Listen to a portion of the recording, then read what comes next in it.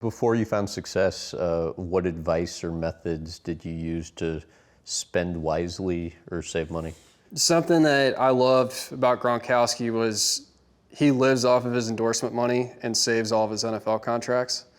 I don't live by that strictly, but I try to do a really good job of that. I think that what I do off the golf course allows me to live very comfortably, and everything that I make on the golf course is, almost set for retirement. If you think of all the money that we make, there's no guarantee that I'm going to play for the next 10, 12 years. We cook in probably on average 6.5 nights a week.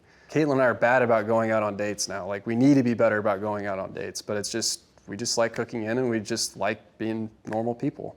How did you learn to manage money, and how has that benefited you? I mean, I'm still learning. It's kind of funny because a lot of finance people will play golf for fun and obviously do finance for work, and I play golf for work and do finance stuff for fun, just because I get to spend time being around so many amazing, cool people and very successful business people, and get to pick their brains and just say, hey, what do you do? Like, obviously I know that obviously you're a hedge fund guy or whatever it is, but what is your process? I don't have enough time, nor will I ever have enough time to just solely, focus on investments. But at the same time, you never know who you're going to meet along the way, and what it might lead to. Anything that your parents taught you, like growing up, that impacts decisions you make financially today? We're not, the multi-millionaires of the world, but we definitely, we're somewhere upper middle class. Yeah. But it always felt like, to me, we had enough money where we couldn't live in incredible excess, but we also were able to afford the necessities.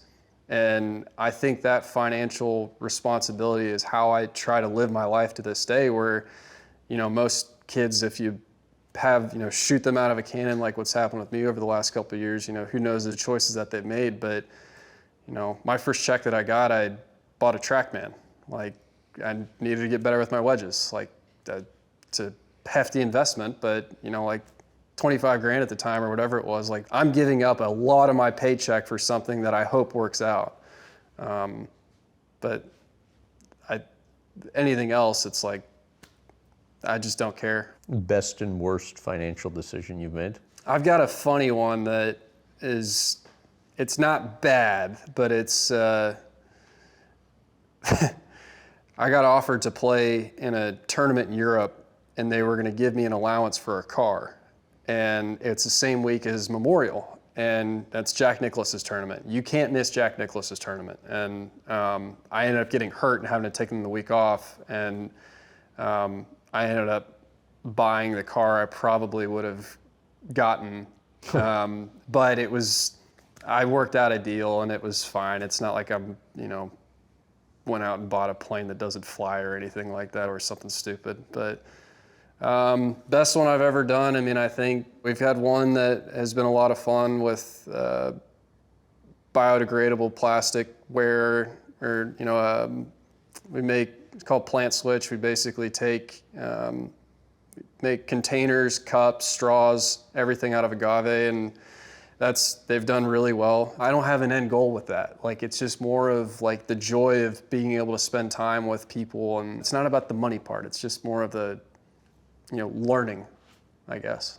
And continuing education. Yeah, and which is hilarious that obviously I left early and all I want to do is learn, but like I said, I'll get that done. And you're going to finish that up when?